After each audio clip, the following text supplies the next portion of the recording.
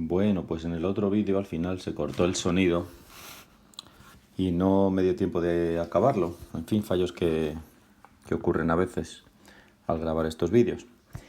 Pero bueno, voy a empezar a hacerlo otra vez. Te he puesto aquí el enunciado y le he añadido lo de la masa, la fórmula molecular, si te dan la masa molar. Y así el ejercicio pues queda más completo. Mira, te dicen, un compuesto orgánico contiene de carbono un 38,5%, de hidrógeno un 10% y de oxígeno el resto. Y el resto es 100 menos 38,5 y menos 10, que te da 51,5%. ¿Ves? En total tiene que sumar el 100%.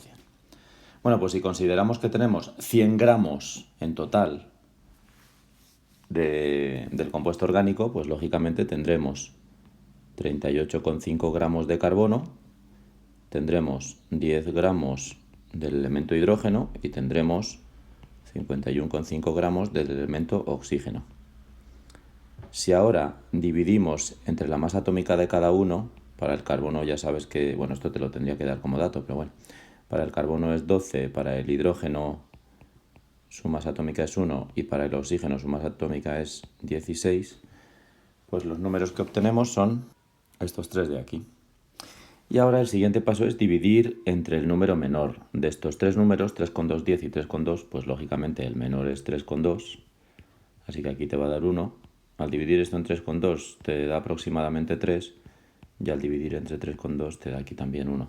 Con lo cual la fórmula empírica pues es CHO-C1H3O1, ¿ves? Esta es la fórmula empírica. Fórmula empírica.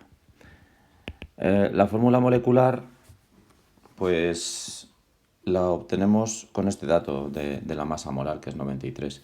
Mira, si tú te coges esta fórmula empírica CH3O, si tú sumas las masas atómicas te dan 1, 12, que es del carbono, más 3 por 1, que es del hidrógeno, más 16, que es del oxígeno, pues eso te da 12 y 3, 15, y 16 te da 31. Es decir, si la fórmula molecular fuera esta, pues la masa molecular sería 31. Pero es que la masa molar es 93 gramos partido por mol, luego la masa molecular es 93 U punto. Entonces, si cogemos este 93 y lo dividimos entre 31 nos da 3. Eso quiere decir que la fórmula molecular va a ser esta, CH3O 3 veces. O también, si quieres, puedes poner C3H3 por 3, 9 o 3. Cualquiera de estas dos cosas valdría como fórmula molecular. Vale, pues venga, seguimos. Dice ahora, en un recipiente de 20 litros hemos introducido 56 gramos de nitrógeno, 3 gramos de hidrógeno a tal temperatura, y te dice que calcules la presión dentro del recipiente y la presión parcial de cada gas. Vale, pues esto es bastante fácil, porque tenemos nitrógeno y tenemos hidrógeno, dos gases. Entonces, aunque estén en el mismo recipiente, digamos que el uno lo consideramos que no influye en el otro, entonces podemos calcular la presión de cada gas si estuviera solo en ese recipiente. A eso se le llama presión parcial. Por ejemplo, si el nitrógeno estuviera solo en el recipiente, su presión parcial sería P por V igual a NRT, aplicamos la ecuación de estado de los gases ideales, pues sería esta PN2, el volumen 20 litros, la R 0,082, la temperatura, ¿cuál dice? 27 grados centígrados, bueno, pues 300 grados Kelvin, simplemente hay que sumarle 273 a los grados centígrados. Y luego N sería el número de moles. Hombre, no te dicen el número de moles de nitrógeno, pero te dicen los gramos de nitrógeno. Venga, pues los calculamos aquí aparte. 56 gramos de nitrógeno. Te recuerdo que el nitrógeno es un gas diatómico. Te tienes que saber los 7 gases diatómicos, que son hidrógeno, nitrógeno, oxígeno. Y luego están el flúor y cloro, que son gases diatómicos. El bromo, que es un líquido diatómico. Y el yodo, que es un sólido diatómico. Esas son las 7 sustancias covalentes moleculares diatómicas que te tienes que aprender en química. Bueno, lo que estaba diciendo es que pones esto así y entonces el nitrógeno te da aquí la masa atómica 14, pues 28. Entonces, 28 gramos de nitrógeno es un mol de nitrógeno. Se te va este con este y mira, 56 entre 28 te dan 2. Así que eso es lo que tienes que poner ahí, un 2. Entonces ponemos aquí un 2. y despejamos la presión parcial del nitrógeno y me da 2,46 atmósferas. Esa sería la presión parcial del nitrógeno, es decir, la presión que habría en ese recipiente si solo hubiera nitrógeno. Ahora hacemos exactamente lo mismo para el hidrógeno. P por V es igual a nRT y te piden la presión parcial del hidrógeno, el volumen 20 litros, la R 0,082, la temperatura 300 grados Kelvin. Y los moles de hidrógeno, bueno, pues mira, tienes 3 gramos de hidrógeno, pues 3 gramos de hidrógeno. Y la masa molar del hidrógeno, un mol de hidrógeno son, pues mira, la masa atómica del hidrógeno es 1, así que serían 2. Como es H2, es uno de los gases diatómicos, pues ponemos 1 más 1, 2 gramos de hidrógeno. Está claro que 3 entre 2 pues te da 1,5 moles de hidrógeno. Pues esto es lo que ponemos aquí, 1,5. Y aquí despejamos la presión parcial del hidrógeno. Y esto me da 1,5 por 0,082 por 300 dividido entre 20. 1,85 atmósferas. Y ahora, como te piden la presión dentro del recipiente, bueno, te piden también las presiones parciales, pero esas ya las hemos calculado. Ahora te piden la presión total dentro del recipiente. Presión total, pues es simplemente la suma de las presiones parciales, es decir, 2,46 más 1,85. Y esto te da 2,46 más 1,85, pues te da 4,31 atmósferas. Y esa es la presión total dentro del recipiente. Es decir, esta es la presión parcial del nitrógeno, esta es la presión parcial del hidrógeno y la suma de las dos te da la presión total del recipiente. Así de fácil. Venga, seguimos. Te preguntan aquí que cómo es la compresibilidad, no comprensibilidad, compresibilidad de compresión de los líquidos y de los gases. Bueno, pues los líquidos prácticamente no se pueden comprimir porque las moléculas están muy juntas. Y los gases pues sí se pueden comprimir porque las moléculas están muy separadas y se pueden juntar. Entonces, en cuanto a la compresibilidad de los líquidos no son compresibles y los gases sí son compresibles. Y eso es porque en los gases las moléculas están muy separadas. Y la forma de los sólidos y de los líquidos, bueno, pues la forma de cada sólido es la que tenga el sólido. Y el líquido, pues lógicamente se adapta a la forma del recipiente que lo contiene. Dice aquí, ¿cuáles son las dos diferencias fundamentales entre la evaporación y la ebullición? Bueno, pues la evaporación y la ebullición son dos tipos de vaporización y la diferencia fundamental es, o consiste en que en la evaporación se escapan solo moléculas de la superficie y en la ebullición se escapan moléculas de todo el volumen. Esa es la primera diferencia. La segunda diferencia consiste en que la evaporación se da a cualquier temperatura. Por ejemplo, el agua se te puede evaporar a 40 grados, a 50 grados, a 20 grados, mientras que la ebullición se produce a una temperatura fija, que es la temperatura de ebullición. Por ejemplo, en el agua, pues la temperatura de ebullición es unos 100 grados centígrados, más o menos. Depende de la presión que haya, pero vamos, básicamente unos 100 grados más o menos, aproximadamente. Dice ahora, explica muy brevemente en qué consiste la fusión de acuerdo con la teoría cinética de la materia. Bueno, pues tú tienes que saber que la teoría cinética de la materia dice que la materia está formada por partículas en continuo movimiento. En los sólidos, esas partículas, esas moléculas o iones, están vibrando en los sólidos. En los líquidos se están moviendo con cierta libertad y las moléculas están muy cerca unas de otras, o los iones están muy cerca unos de otros. Y en el gas las moléculas se están moviendo con una gran libertad y muy lejos unas de otras. Bueno, pues ¿en qué consiste la fusión? La fusión consiste en que el sólido pasa a líquido. Bueno, pues la fusión consiste en que las moléculas que aquí en el sólido están muy cercas unas de otras y están vibrando, al aumentar la temperatura, estas moléculas se ponen a moverse con cierta libertad. Siguen también cerca unas de otras, en el líquido siguen cerca unas moléculas de otras, pero la diferencia es que aquí en sólido están vibrando y aquí en líquido se están moviendo con cierta libertad. Entonces, en resumen, según la teoría cinética de la materia, la fusión consiste en que unas moléculas que están vibrando pasan a moverse con cierta libertad.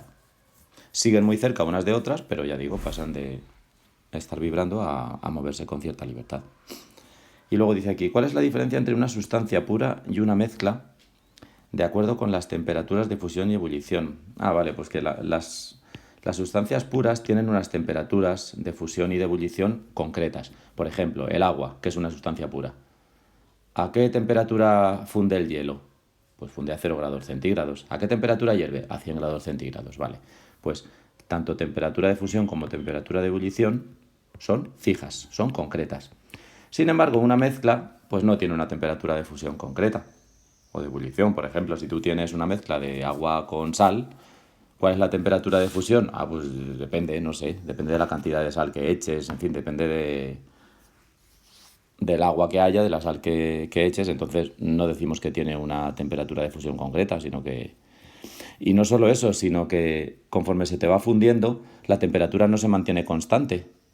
O sea, a lo mejor tienes agua con sal y aquello empieza a fundir. Si lo tienes en sólido a menos 10 grados, pues aquello empieza a fundir y te funde a menos 10, a menos 9, a menos 8, pero esa temperatura de fusión no es constante. Entonces esa es la diferencia fundamental, que las sustancias puras tienen una temperatura de fusión y ebullición constante, concretas y constantes, y en la mezcla pues no, esa temperatura no es constante, sino que va variando mientras se va produciendo la fusión de la mezcla o la ebullición de la mezcla. Explica el principio de Avogadro. Lo que dice el principio de Avogadro es que si tienes dos recipientes con el mismo volumen, pues imagínate que aquí hay moléculas de hidrógeno y aquí hay moléculas de oxígeno a la misma presión y a la misma temperatura, ¿vale? Imagínate que tienes presión de una atmósfera, temperatura de 300 grados Kelvin, por ejemplo, y el mismo volumen. Imagínate que esto es un globito, por ejemplo, no es un recipiente rígido, sino que es un globo. Vale. Bueno, pues lo dibujo un poco mejor. Mira, imagínate que tienes aquí dos globitos. Uno está lleno de hidrógeno y otro de oxígeno. En las mismas condiciones de presión y temperatura. Por ejemplo, pues a la presión ambiental, que normalmente es de una atmósfera, y la temperatura, pues imagínate, 25 grados centígrados, pues 293 Kelvin.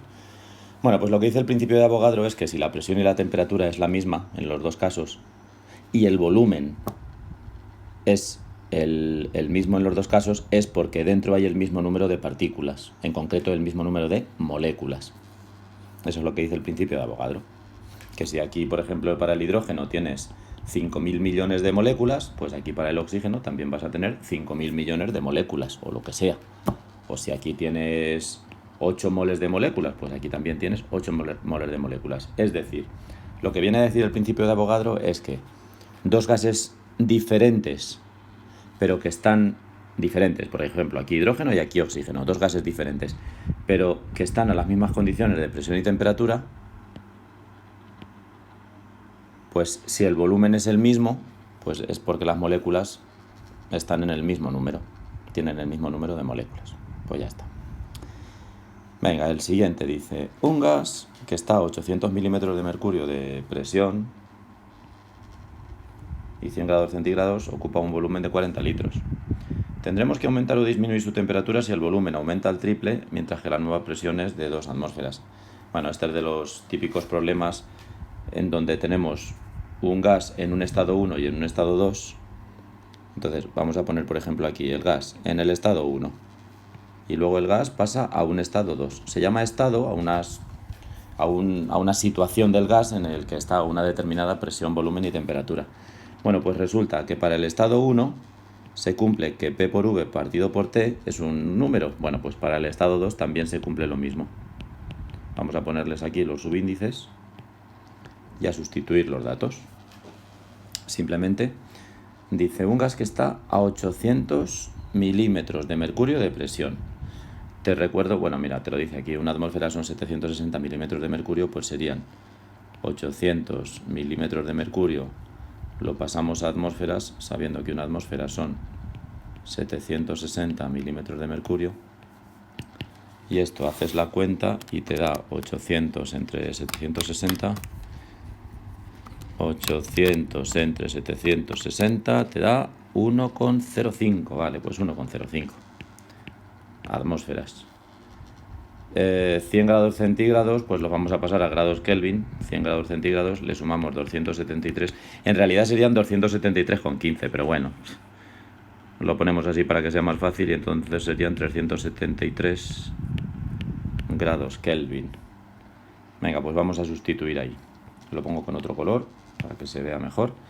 Sería, venga, P sub 1, la presión 1, 1,05. Por volumen 1, 40 litros, te lo dice aquí. Temperatura 1, lo acabamos de calcular en grados Kelvin, 373. Presión P sub 2, pues dice que la nueva presión es de 2 atmósferas, vale, pues 2 atmósferas, mira, lo tienes aquí. Pues ponemos un 2. El volumen te dicen que vale el triple. Bueno, pues aquí valía 40, pues 4 por 3, 120. Vale, y tienes que calcular la nueva temperatura 2. Y te dice que si la temperatura tiene que aumentar o disminuir. Ah, pues no sé, vamos a calcularlo. Simplemente despejamos de aquí T2. Te recuerdo que la temperatura es igual al producto de los más cercanos. Producto de los más cercanos dividido entre el más lejano.